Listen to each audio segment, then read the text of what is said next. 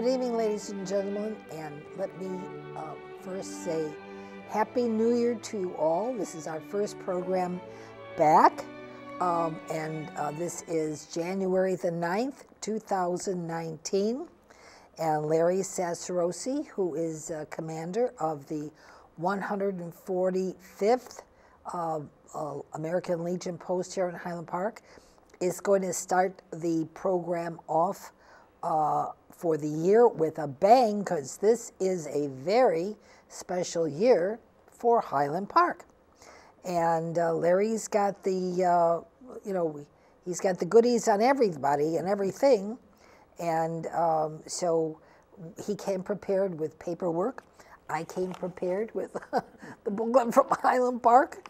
And together, we're going to see what we can do to inform and educate and delight you and tell you about things that are happening here or going to be happening starting on January 20th or 21st on Martin Luther King Day of service. So that's going to be kicking off the 150 year, the celebration for this year. From 1869, it's a little before my time, to 2019. So please sit back, relax, and enjoy. We're going to give you some information and let you know about what all is going on here at Highland Park for 150 years. We should all live to be that old. That will be wonderful. Too much. No. That's we don't know yet. We have to get there first, and then we'll see what. So, without any further ado, please greet my guest, Larry Sassarosi. You're so far away from me, babe. Thank you. No, very nice to be here. Always enjoy coming here. You do a lot for the community. You're very informative. Have good shows. How many years? 35. 35 years. Think about that. 35. Volunteer, no pay, but just enjoy the people that come and want to tell their stories and inform the public about veterans, as you are, as my husband and two sons are, combat veterans, Army, Navy, Air Force, and do all I can for the veterans that are here in Lake County or anywhere. They come here, they tell their story, or show they can play musical instruments, or form connection with the one of the gentlemen was in Vietnam, and he started 2 orphanages. Wow. And goes back. Joe Cass. Joe Cass. Good friend of mine, yes. Yeah, Joe Cass.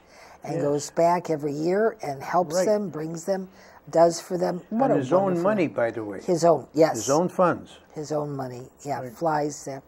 Terrific. Isn't that a wonderful thing? Tremendous, tremendous. We fought in that country and we lost a lot of our guys. Tremendous. And they lost a lot of their people, but he has such a soft heart for humanity that Joe goes back twice a year to take care of the kids. He's a real entertainer. He plays the guitar and he sings. Yes, he does. Yeah, he does a lot of volunteer work at the VA, as I do. We meet up there a lot, and a great guy.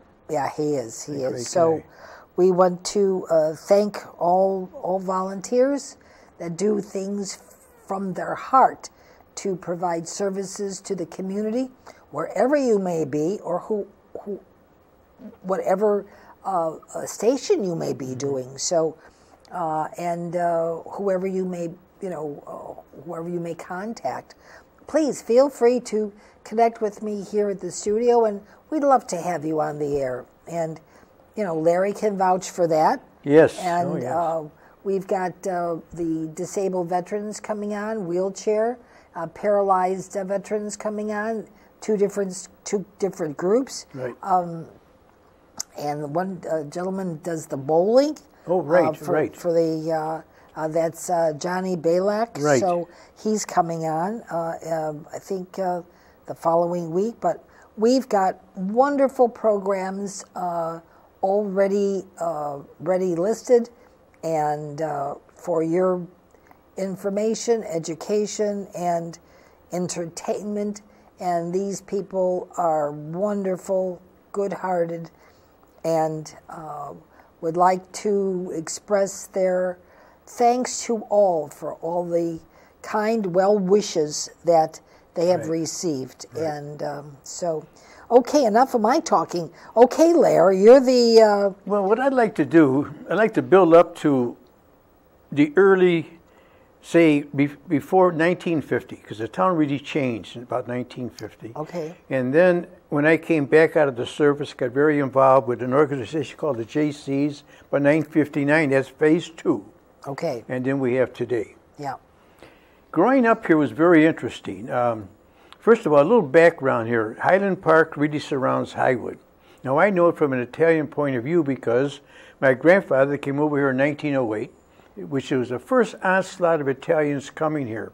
They came over here to be the tradesmen. They were the bricklayers. They were the people who did the plastering. They did the construction work.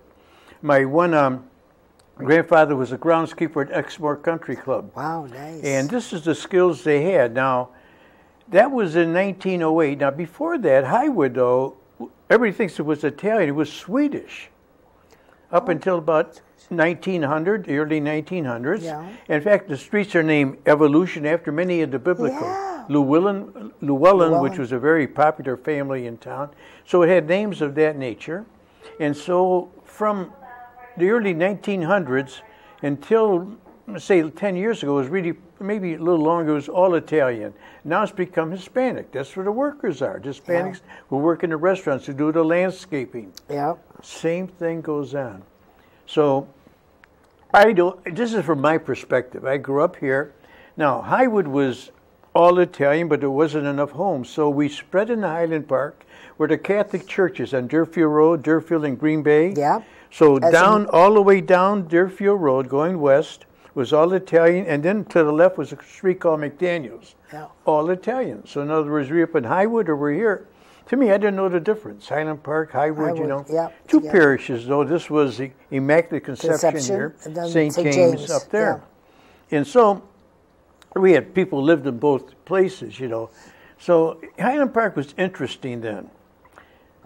People don't know where that overpass is now, Deerfield Overpass, where you go from downtown Highland Park to where Jewel is in the police station. Yeah, yeah. That used to be a horse, where they had horses. It was called a stable, Brown Stable. Oh my gosh. Brown Stable. And what we would do, now this is in the 40s, we would volunteer to scoop it out, to clean out the stalls so we could ride the horses free. To muck the stables, yeah. It was called Brown Stables. It was there for a long time. Just to backtrack, I came here in 1937 as a 2-year-old. I was born in Italy, and I came over with my mother. My father was already here. Of course, my grandfather was. My father came in the late 1920s, and we came over. Now, right in today's world, this may sound not politically correct, but I got to tell you a little story. In Italy, we were just above Florence. We're up there about 1,100 feet. So we're up there in the Apennines, not the Appalachians, they call it the Apennines. I had an uncle, a big hunk of a guy, who eventually came over here after the war in the 1950s, who they would go up further up in the mountains and they would make charcoal. They would take a tree, burn it up, and they would make charcoal. So when he came home, he was full of black soot all the time. And I would go, Uncle is Seals. I'd run up, I'm only 2 years old, Seal Carlo, I'd hug him. And he'd pick me up, you know, and we'd walk the rest of the way into town. I'm 2 years old. So we come now before the war, 1937, one of the last to get here before the war. Yeah. But my mother, because I was a citizen due to my grandfather, had to bring me way down to Naples. There was no American consulate in Rome. Think about that. There wasn't one in Florence. So she had to take a train all the way down. So we picked up a ship there. We went to Genoa, northern part of Italy, where we picked up the rest of our family. We get to New York. My mother has to go through Ellis Island. Ellis Island, yeah. Okay, I didn't have to, but so now we're at the train station, and we're about to get on the train in New York to come to Highland Park, Chicago. The first person that gets off is the conductor who's black. I go running up, Seal Carlo. Oh, because you see. My mother didn't know what to do. It turned out that I think I was glued to him the whole trip, going back and forth walking. It didn't rub off. So Highland Park was very interesting. It used to be 15,000 people before 1950. Wow. 5,000 Catholics, 5,000 Protestants, 5,000 Jewish. And it was not. And then finally in the 50s, they built the first temple. Actually, was in Glencoe where they built it. And then the main population came in was primarily Jewish. So I think we still have the 5,000 Catholics, 5,000 Protestants. But then there's 30,000 or 20,000 the Jewish. Wonderful community. I grew up here. I want to stay here. It's beautifully mixed. It's how the world really is. So we grew up, sports was a big thing because in high school, very few went on to college. And we had good athletes here, very good athletes, who played what they call semi-pro. So they would have baseball games and football games. They would attract 2,000 to 3,000 people down at Sunset Park to watch them. They had superior teams, so we saw that happening. Again, and most of us caddied. There was Bobolink, which was still is an all-men's course. And again, it was all by Gentile. That was a Gentile course. Exmoor was mixed. That was Gentile. But Northmore and Lakeshore were Jewish. Now they've intermingled, it's totally different. So I caddied at Bobolink until they got kicked out. Then I went to Lakeshore. We were playing a game when they didn't want to stop to go caddy, so I was sent home. But that's what we did. And we really had nothing, but we didn't miss anything. The town was very, very, they had, at the high school, they had a great training center, vocational. In fact, most of my classmates were in the carpentry, were in mechanics. In fact, there's 6 to 8 houses in the Sunset subdivision, which were built by the high school. Wow. In fact, during this coming up in 150th, they're going to show people the houses. So they did all the building. They have just 1 or 2 instructors who were the tradesmen and who were, so qualified to teach them. So, in fact, my own home was built by 2 people I went to school with. They were the contractors, Bertucci and Manfredini. They were together, and they're the ones that built my home in 1960. Wow, terrific. I built a home. So Highland Park was a very great community, had a simple downtown. I mean, Sears used to be downtown. Commonwealth Edison, was downtown. Of course, we had our typical dime store. We had Walgreens, and... Walgreens seems to have been all over. Yeah, it was. Of course, Walgreens, he lives in Lake Forest. Yeah, he lives in Lake Forest, so he was around the area. And the trains were a big thing, going up and down trains. In fact, I was telling someone the other day, we Italians made our own wine. In fact, my dad had 3 big barrels, okay? And how we would get the grapes, they would get together like a co-op. They would order them out of California, and the train would come in.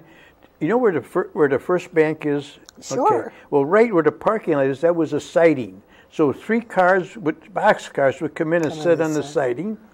And it was always in the middle of the night, say midnight or 1 o'clock, we'd go up there, hear Pesquesi 30 cases, Ordi 20 cases, Santi 30 cases, and you'd take the cases home.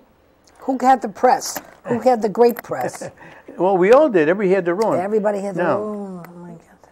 Again, this is politically correct. My dad, made his own wine. He had what's called the Primo, the first run through the grapes. That was the best. The second wine, you used the same grapes, but you added a few newer ones. Okay. That was Secondo. The third one, they ran it through, called Grappa. And what would happen, people would come over, my dad would put up a finger. Finger 1 said, bring the Primo, the first wine. Now, if he was really good, he was on first all night. Really? Sometimes he started with number 1, then he switched to number 2. Then there were the guys who were number 2 right away, his buddies, no big deal. Then there were the bums, number 3, get rid of them. So that's how I knew society. I knew who was important. He was the one all night. He's the biggest shot. A biggest shot. The biggest shot. No, so everybody made wine until, I was in college in the 50s. I came home and helped bottle. So well into the 50s we made wine. How many bottles did a barrel hold? I don't know. I just know. I really had never gave it any thought, but he had 3 big barrels there with the Primo, the Secondo, and the Grappa. Anyway. But Well, and some, there's a lot of my cousins still make a few now and then, but that was really made, at It's that a homemade wine, of course. Yeah, and of it was course. very, very well done. Yeah. And, life was very simple then. So, I mean, Highland Park was, 15,000 people. There was one Catholic school, my conception. Then you had Yeah. Elm Place, Yeah. and you had Lincoln School. Then you had the two Ravinia. Very, very simple, Yeah. type of thing. And then all of a sudden, Highland Park became the place to be. In fact, up there in the Highlands, okay, that was called the Credendale subdivision. They were the people who started it. But when the Depression came, they lost it. When I was starting to drive in the 50s, there was no houses up there, but one or two houses. Open, yeah. Yeah, it was all open. In fact, you want to learn how to drive, You go there. you go up there. Or, if you had a girlfriend, Yeah. you go up there, Yeah. But now look how it's been built up. Oh, And then, incredible. And then even west of the tracks, there wasn't much. It was called Shorewood Forest. There wasn't Yeah. much there. So Highland Park really expanded, and I love it. I love how it's mixed up. It's not like, say, all Italian or all Irish Yeah. or all Jewish. It's a good mixture.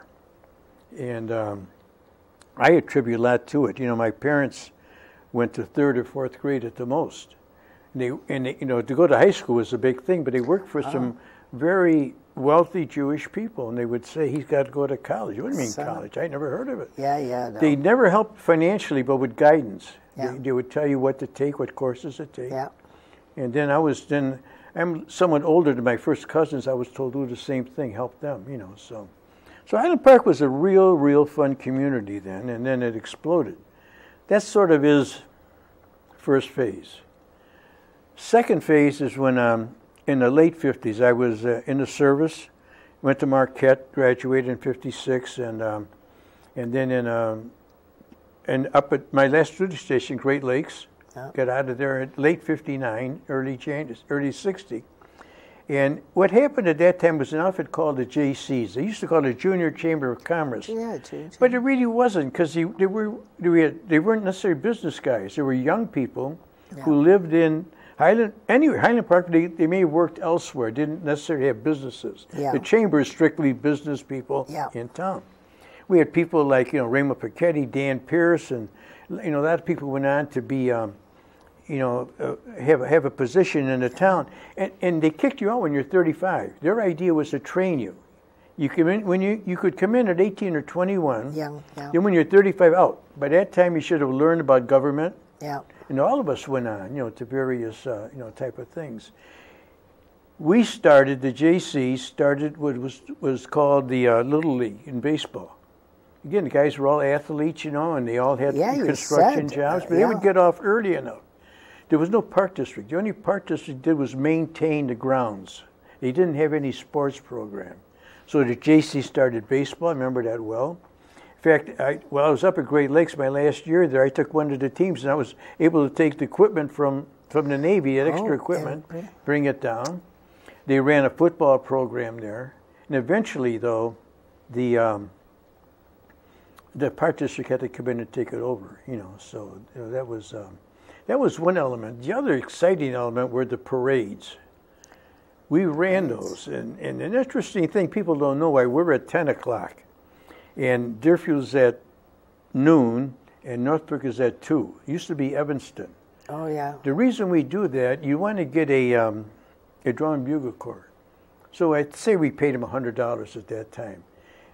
$100 wasn't that enticing to come, but we could say we'd give you $300, because if you go to our parade, you can go to Deerfield Parade. You're there in the area, And then you go to Northbrook. Well, it used to be Evanston, but Northbrook came on. So, in fact, I remember when Susan, this is more recent, Susan Garrett, just the great... Susan Garrett, yeah. I worked for her, and I was in her parade. You know who was behind us? He was just being introduced, Obama.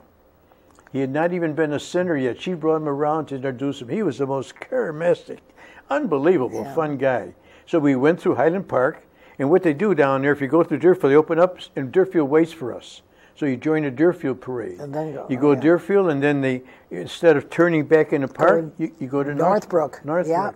We did that. That was an interesting That's very smart. Yeah. That's very That's how smart. we got together with the other towns. Why just have them all at the same time? Yeah. That's very difficult because you're missing the action in all the other ones if you're just with one. And if you have to leave, you have to park the car, get the kids, or run here. That's very smart. Yeah, no, it worked out well. That was very smart. When my brother and I had SAS Tire, we were just interested in Highland Park and Deerfield. Yeah. We didn't care to go to Northbrook. Yeah, that's good. But any politician or anyone who has a major business would go to all three. So I mean, it was a lot of fun. You know, we had some interesting times. Now you can't see these. One day we had what's called a donkey baseball game. You had to be on a donkey to play or pull it. It was, I mean, anything to raise funds at the park. The one I enjoyed the most, the Playboy Bunnies. We brought them to town.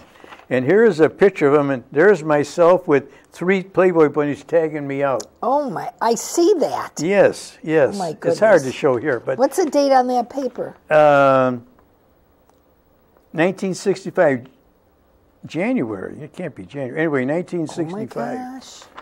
I don't know why it says January. With J.C. what we had done, for some reason, I don't know who knew them.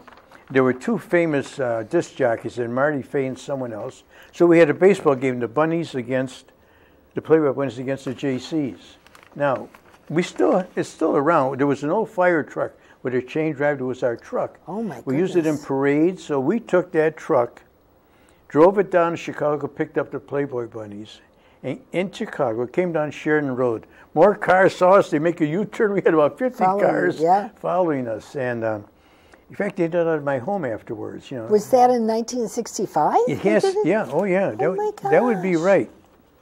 I don't know why January 20 makes no sense, but no, it had to be in 65. And we as JCs, we had a lot of activities, you know. There was a little radio station in town. And we took turns, you know, being the disc jockeys for it, you know, and what have you. But the Playboy Bunnies, There used to be a Dick Biondi. I don't know if he was still up there. Yeah, in Chicago, right. And I was blessed. I got a couple awards, you know, for stuff we had done here. But the parades were all very, very local, very personal. The theme was, I'm trying to find it here, stay home and stay alive on the 4th of July. That's how it all started. Oh, yeah, very important. Stay home and stay alive. And here it is right here. Stay home and stay alive. For those who have not already made plans for next weekend, stay in town. Here's what you're going to see. So we had a lot of fun with that. I mean... you know, all this stuff there is very important because it takes in the human element and it doesn't just keep pushing this, that, or whatever. Stay alive, that's very important. And people would say, you know, if I would have only stayed home, this wouldn't have happened or whatever.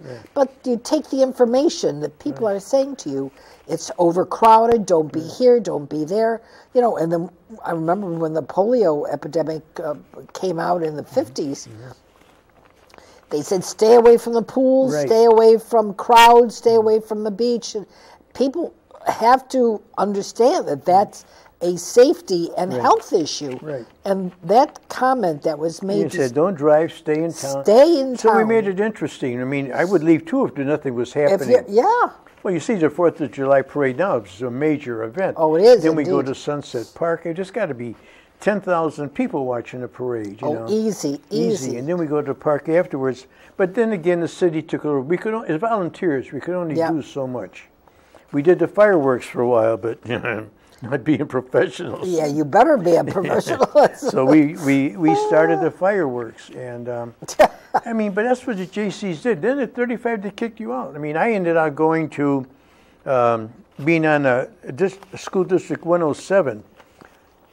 That was 1963. What was interesting, you know, in the history of 107, never had a the caucus would pick you, and that was it. There would never be a contested one. Well, they picked me over an incumbent and another new guy. So there are 2 new people and 1 incumbent. The incumbent was not chosen by the caucus, but he chose to run. So he and I ran. So he and I won. And the person lost got on the next time. That's when...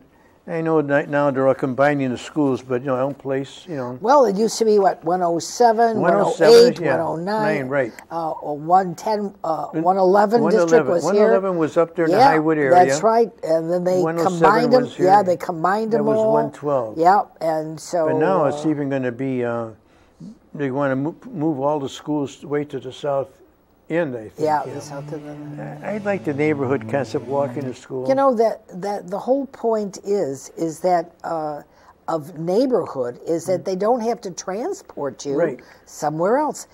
Okay, if the school is 2 blocks away, then you go to the friend's house that's on the way, ring the doorbell, and you walk to school. You've got someone to walk to school We had with. a bus, but if you live within a mile, I think it was, You couldn't take the bus. I know. You had to walk. Yeah. No, we lived next to Sunset Park. It's a good walk to Elm Place. Oh, it is. But It's our a good kids walk. did. Yeah. There was no bus for us down to Sunset Yeah. Park. Yeah, but that was not a problem. You just went ahead and you just did it. Walk. That's it. So I got on the school board, but it was a great experience. We built Elm Place. We kept it there. It was a big battle. Do we move it out quicker or do we keep it? So we kept it there. We built a new gym and what have you. So Highland Park has changed, but I can't not tell you. Are there a lot of kids? Were there a lot of children that were in the school? Oh, yeah. We had, it's gone down a little bit. We had, I forgot what the population, but I hear Oh, yeah, but, now I think, I don't know if they feel they want to move the kids and close the schools.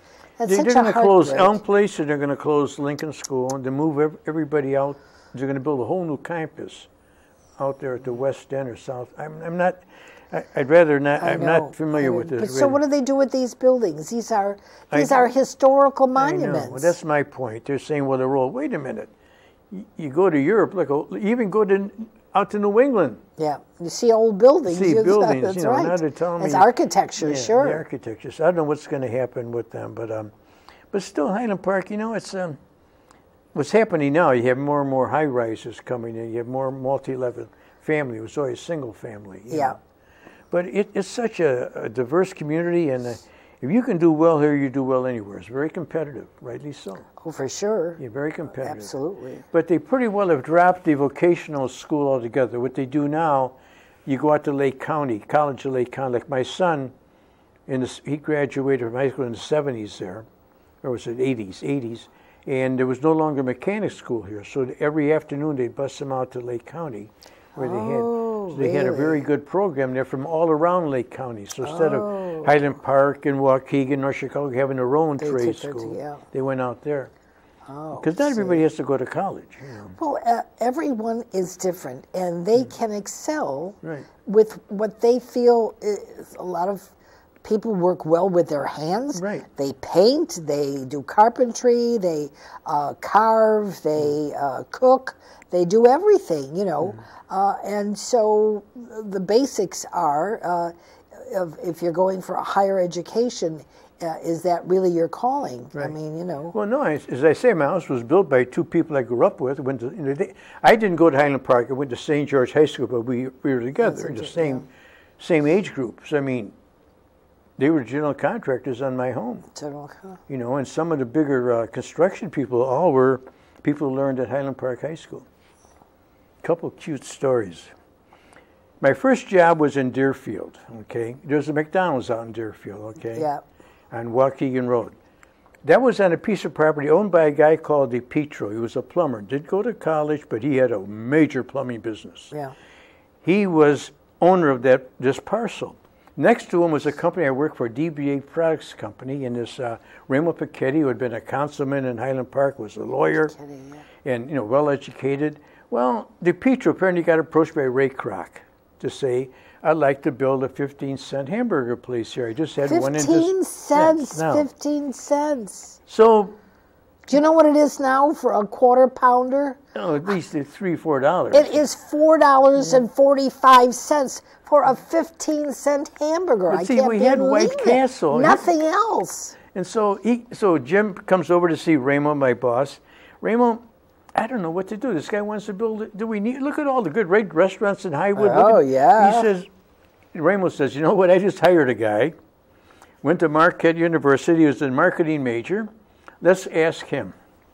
Hello? The deal was Ray Kroc himself would put in $18,000 was the deal. Ray Kroc would put in $6,000. DePietro, who owned the land, put in $6,000, and the two of us put in $3,000 each. Brilliant here. It ain't gonna fly. I told him McDonald's will never fly.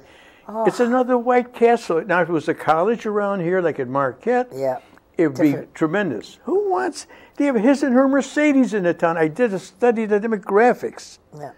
So I told Ray Kroc, "You're out of your nut." Oh. So my mother, who went to third grade or fourth grade, had a refrain she used very often: "Write to Marquette and get a refund." Oh no! How dumb can you be? You know, I mean, who knew at that time? But oh, that's too funny. Yeah. I get a kick out of that. But again, no. In fact, Deerfield never had a downtown during the '50s. You all shopped out in Highland Park. There was an A&P grocery store they liked. So look how Deerfield has grown. This whole area. Big, yeah, absolutely, absolutely. But you know, the people here, I just can't get over it. They're in sort of everybody's got, the Jewish people are very education minded, and that they instilled that in us. Nothing wrong with working with your hands, because I'm thinking the guys who built my house did better than I did. Many of the guys, DePietro, he had a major plumbing outfit there. I mean, he did as well as anybody who may have gone to college. Sure. And well, there, heating, air conditioning, whatever, you know. No, he kept up. He had a big crew there.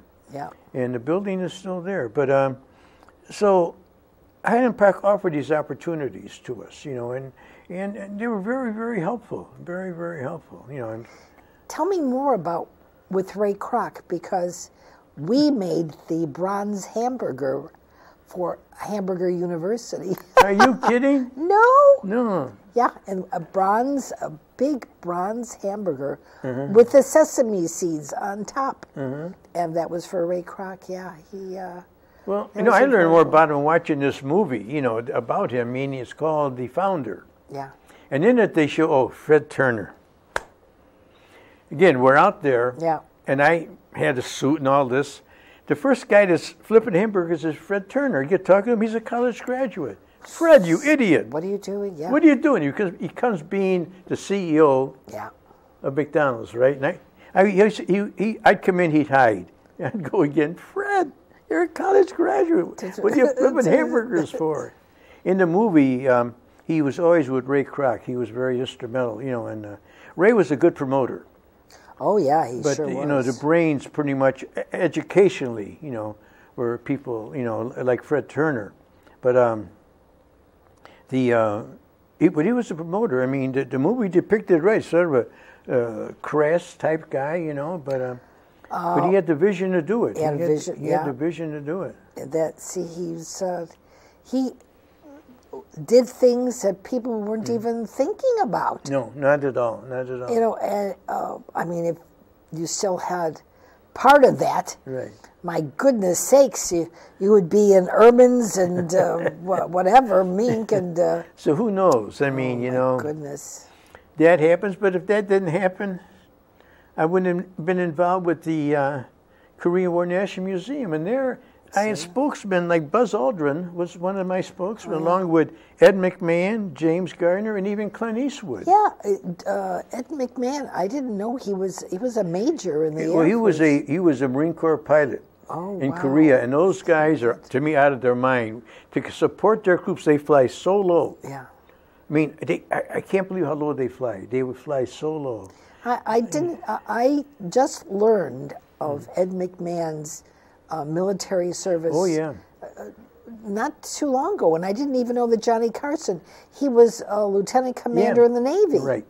None of this was ever said on the air. No, and the way he flew that, again, Buzz Aldrin shot down 2 or 3 MiGs. Yeah. The trouble, they were way north. He should have been that far north. He had 60 missions. Wow. Gardner had 2 Purple Hearts. That's why Clint Eastwood, when we asked him to be a spokesman, he said, I never left the States. How can I compete with those guys? Well, what happened to him, he went through boot camp as a 19-year-old kid. Yeah. And he went through San Francisco as a major artillery school there, Fort Ord. When he was about to go to Korea, they gave him 2 weeks off. So he was able to get on a military flight up to see his girlfriend in Seattle. On the way back, the plane crashes in the ocean. 3 miles out, he swims in, dragging the pilot. Oh, wow. He was a swimmer in high school. Oh. No, he wasn't hurt, but they had to have a major, I forget what they call it, investigation of it. Yeah. There's another word, and so that he couldn't go to Korea. So so he didn't feel like a veteran. So we got talking, and one day it hit me. He said, remember General Marshall in World War II? Oh, he never, he was with Roosevelt. He was actually over Eisenhower, and he was over MacArthur. He never left the States. Oh, and so finally, Clint Eastwood did become a spokesman for us, in that thing. Really? But that was a real experience. But all of it goes back to the diversity of Highland Park, what I learned here. I mean, there were some really outstanding people. We were almost built a harbor in town. I was on the Harbor Commission. And one of the guys, his company built Eden's Highway, Biederman. Oh, Nate wow. Biederman. And his company is the one that at Northwestern had to build out into the Lake Michigan. Yeah. His company did that. That caliber of people, you run into them, and they're down to earth. So, you're telling the viewers out there that Highland Park in this community, we're up north, has some very important people that were low key, not, pushing anything. Right. But look what they turned out to be. Oh, yeah, very different. Now, I mean, this just isn't homespun. Look who these people are. Right. Yeah, and you very seldom found a very braggadocious person. You wouldn't know. I mean, you're sitting there, this guy could be head of some company down there. You just didn't know billions of dollars, yeah. Billions. When you look at the homes, you had no idea. I mean, I remember my son played football, and we'd go to one guy's house. I had a pretty nice house I built in Highland Park, okay? 2,800 square feet. His furniture is worth more than my house. You would never know it.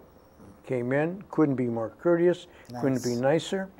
And you learn that, you really run into some, and people, Highland Park is loaded with volunteers. Look at all the commissions, all the people who volunteer to work. That's good. That's good. Like I said, we got Martin Luther King coming up, coming up. On the 21st, for sure. And that is the second biggest event of the parade. We get about 5,000 people down there to go through that. Wow. And they have, about 13 or 14 schools to do something. The American Legion, we're there collecting letters that people write to the veterans.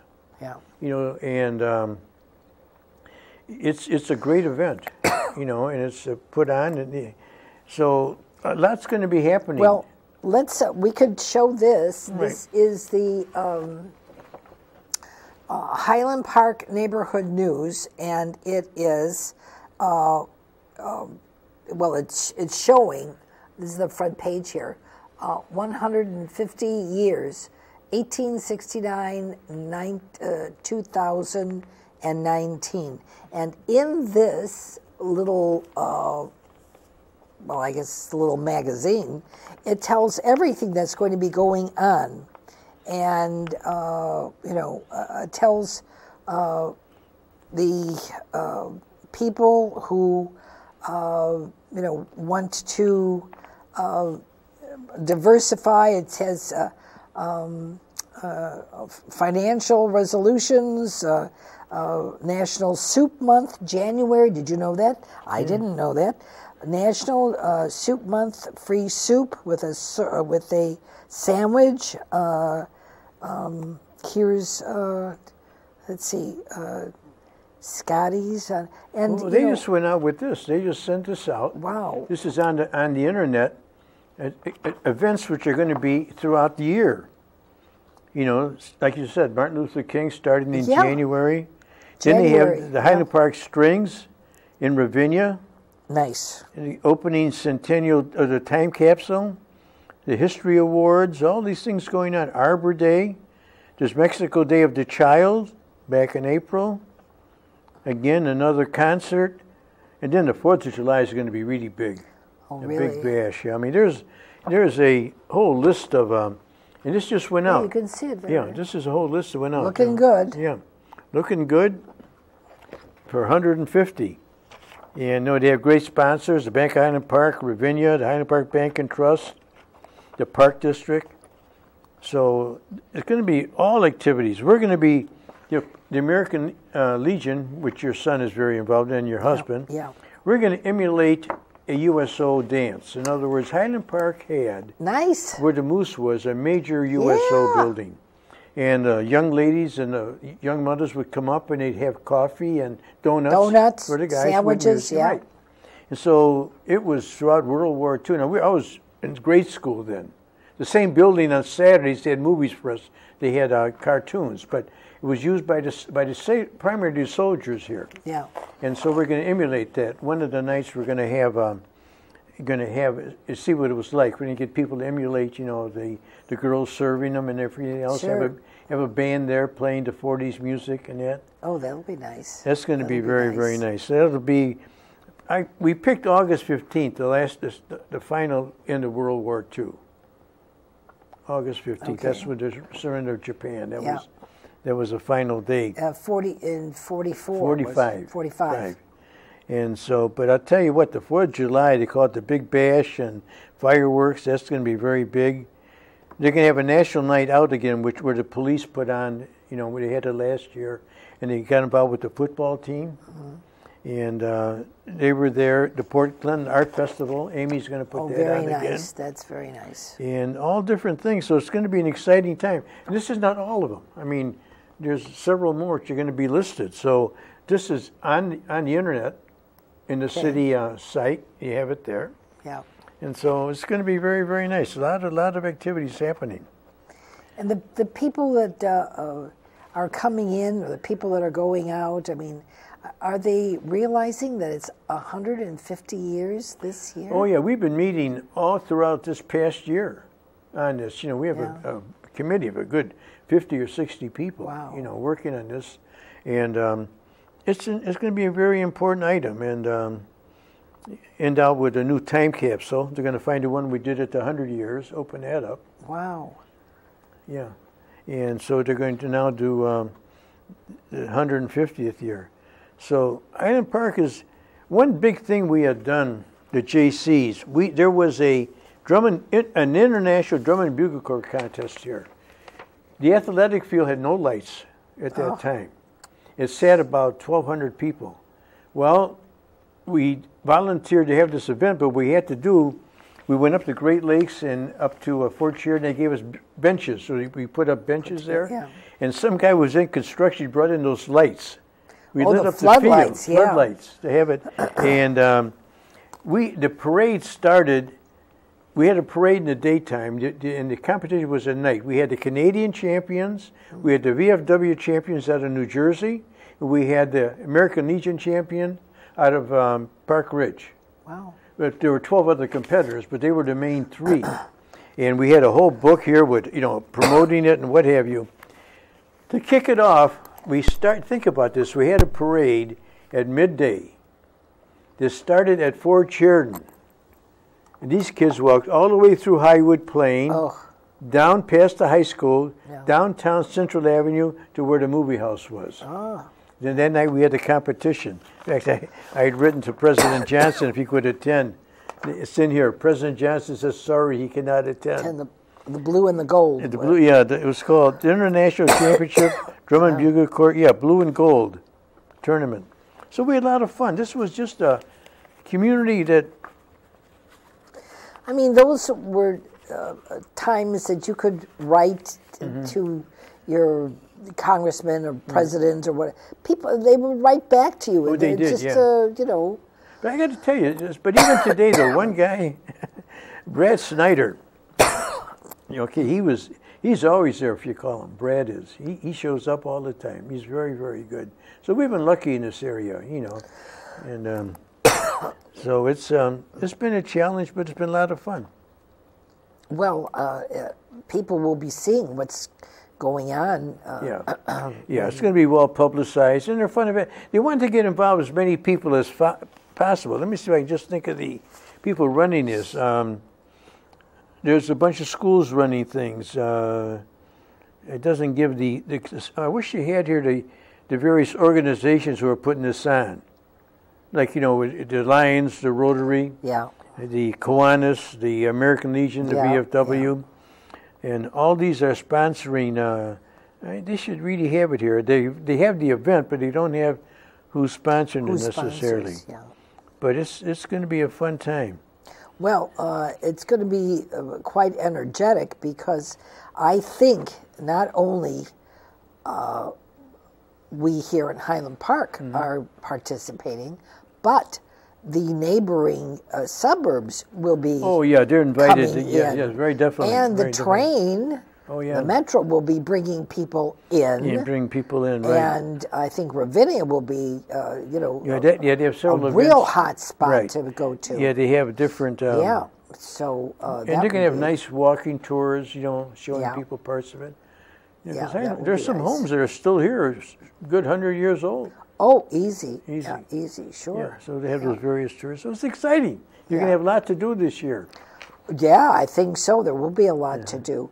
And, the best part is that we can show our wares to others Right. to show how we have gone through the 150 years and what we've participated in Right. and how Highland Park has grown and from this little suburb that people just came to visit or Right. whatever and eventually just stayed and lived here Right. and raised their families and things. Many have come back. I'm amazed how many have, after they've gone to school and even maybe work somewhere else, they come back Come here. back, yeah. And how many families have stayed here. There's a very strong, it's not a transit community at all. It's been here. No, a bedroom community. It's Yeah, not. that's It's, good. yeah, Good word. Yeah. No, so it's exciting. So it's been a heck of a ride. I've been, by being active in the community with the JCs and with the Harbor Commission and Oh, we need to talk about your award. I think we need to see that. you told me to bring it. I'll Yes. tell you, I feel awkward. What had happened? The state of Illinois decided they want to honor certain people, and they decided this is our 200th anniversary. Why not pick 200 veterans and honor them? The Honor 200. And it's based upon not so much what we did in the service, but what do we do afterwards. In other words, like I'm with the American Legion here. I do a lot of work with the VA. Contribution to Yeah, community. I volunteer up there a lot. I'm in the Navy League. But to pick 200, I could think of 2,000 better than myself, but for some reason I got picked. And on December 3rd, they had a big event down at Navy Pier. And the 200 of us were introduced. It says, our bicentennial honor 200 awardees have been chosen for their achievements and the contributions made, the added benefit and provided inspiration to their local communities and their fellow veterans. Absolutely, so that's you get a nice, beautiful award here. It's beautiful. And I feel, why I feel awkward? I got to a lot of people on Facebook. I got to write this. To me, it's an honor and privilege to be able to do this. My guideline is President Kennedy, inaugural address. Ask not what the country can do for you. Ask what you can do for the country. That's been my guiding light. That's been that's how I got involved in this. I really believe in that. That was 1960 he got elected. Yeah. And he said, ask not what the country can do for you. What you do for the country. And that was the premise of the JCs. And that's the premise now. And I really look forward to it. Well, Larry, you really are everywhere, and you do a lot of things for a lot of people. And I'm very proud of you, and I'm very thankful that we know each other because you do so much for so many and help so many. They don't know where to go or what to do. You are there on the spot, giving information, giving instructions. We need you desperately. Well, how I look at it, everybody has X amount of time. If you got talents, you have to use them. Oh, sure. Okay, and I've been blessed to be able to do some of this, so I can't say no. We're on this earth for a reason. I have no idea what the reason is, but if you're asked to do something, and you have the God-given ability to do it, yeah. So you just step up and do it. That's why I say it's an honor and privilege. So to be awarded. Hey, that's... I have some trouble with that. No, there should be no trouble. That should just be a nice smile, and because it's really a wonderful award, and you should hang that proudly, you know. Oh, I'm humbled by it, and I really am. I could terrific. not believe when it happened. That's terrific. Jennifer Dotson, who's the assistant to the mayor, is the one who recommended it. And I said, Jennifer, you're out of your nut. Yeah, no. She Finally, at the last minute, I decided to put in my qualifications, That's my record, good.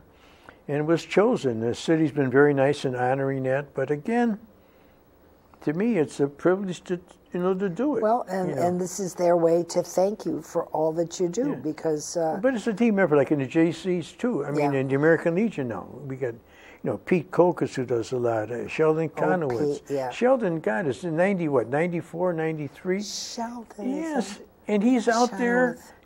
He was at the meeting we had this morning, yesterday morning. And, I forget my days, Tuesday. And he's evolved. He just took over the 40 and 8, a veterans group, in his 90s. We have a lot of guys. I remember the meeting that we had, and you made everybody say what war you were. He said the Civil War. Yeah, we all laughed. Yeah. It was hysterical. So we have people like that, in the organization. And so it's to get this meant a lot, because I know a lot of guys who've done a lot on this thing. But again, it's an honor and privilege to have been chosen, to do this. So Wonderful. Yes, I'm humbled though. It's terrific. Let me see the award. Oh, the award here. I'm going to hold that up specifically so everybody can see this. I just want to make sure that everybody sees it. I'm going to read it, but I'm going to then turn it so you can see it. It says, State of Illinois, Department of Veterans Affairs, and the Illinois Bicentennial Commission Certificate of Appreciation, that's appreciation is what it is presented to Lawrence J. Cesarosi, Honor 200 Illinois Bicentennial Honoree, December the 3rd, 2018. It is with honor and respect that we thank you for your service to your community and fellow veterans of the state of Illinois and of the United States of America. And it is signed by the Brigadier General, retired, Stephen Kurda, PhD, and Bruce Rauner, Governor, State of Illinois. And it's got the 2 seals on it, the Bicentennial Seal, 200, and the seal of the state of Illinois. I'm going to just turn it around and show that, Larry. Look at that. Isn't that outstanding? And it has the number 200 on there. You can see it's phantomed on there. What an honor. What a wonderful honor. That's terrific. Just terrific. Oh, my goodness. How proud. How wonderful proud. Just happy I'm able to do it. Have the ability, but also the good health and fortune to do it. You need to have that too to be able to do. But it was all training with the JCs and in the Navy, and what are we here for? Again, that's not what the country can do for you. What can you do for the country? Well, that was drummed into me. I mean, that just really hit it off. Well, that was a very special time in everyone's life. Right. that statement was made. Yeah. And people don't ever forget that. I just came off active duty 1 month, I came off January of 1960, and he was elected, and in 60. So that had a profound effect on my life. Yeah, that was incredible. That was absolutely incredible. But then I'm lucky, too, by being in this town where a lot of people volunteer. I had a lot of mentors there, who've done it, and then, so you're not, I appreciate it. I got to appreciate it. Look what you do in terms of all the information that you bring out. I know. I mean, come on now. Every Wednesday you drag your rain or shine, health or no health. I mean. But Larry, that is such a letter of appreciation to you. Well, and you deserve it. You deserve it. See, just whatever, but you deserve that because you do so much for so many, and the veterans, you know, that plays a very strong part in my heart. So anything with the veterans that I can do to help, that's wonderful. And Dr. Which you do, by the way, yeah. And it's just it's a wonderful thing. I'm so happy that Jennifer recommended you for this and that you got that award. And is there anybody else in the area that you know who received that? Not immediate here. Some in Lake County, 3 or 4 others in Lake County. Because you're one of 200. Yeah, one in the whole state. Wow, yeah. in the entire state, 12 million people. Yeah, Good gracious, goodness so sakes. it was. That's They had a very nice event down there, and it was very, very moving. So now onward and upward to do some more. onward and upward. That's a very good way to look at it. And we're so thankful that the weather has been as it is, and no snow, no little rain here and there. If we could only, Father, just hold us for another 2 months, and then we'll have spring. Yes. Always look forward to spring. Right. But Larry, I can't get over the fact that we are, halfway through the month of January already. Yeah. I can't believe this. The new year is coming in, and it's moving quickly. Yeah. So. And the days are getting longer, which is yes, nice. I noticed That's that. so big, yes. It's 5 after 5, and it's still light out. Yes. And I said, "Oh my gosh!" Because at 4 o'clock it was so dark. I said, right. I hate to travel in this 4 o'clock. Right, hard to drive. Pitch black outside. But 5 after 5, then it first starts to get a little dark. It's light until then. Oh yeah, definitely.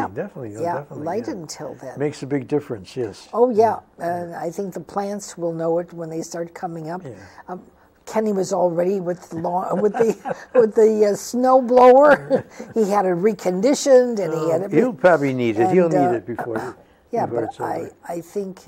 But go back to what did he make? What does he do? He made this brass. Bronze plaques, nameplates, bronze, nameplates. You'd see names on walls, on big plaques and things. Yeah, and in the ground, when you step on the ground, it says made by I'd like Zero to see Construction. That. I gotta stop over someday. No Yeah, kidding. give them a call. Let you know. But that's our cue. Oh my God. We're the program. The hour went as fast as the year is going now. I can't believe it. We want to thank you for allowing us in your home or your place of business, and we welcome you in the new year, 2019. Happy New Year to us all. And if you would like to be on the program, please let me know, and let Larry know if you've got something to contribute for the 150 years that Highland Park is here. Right. That would be wonderful. News clippings, papers, magazines, anything you can think of. So thank you so very much, and see you next time on North Shore Live, Cooper's Corner. Be safe. Good evening. Very nice. Very nice. Very well done.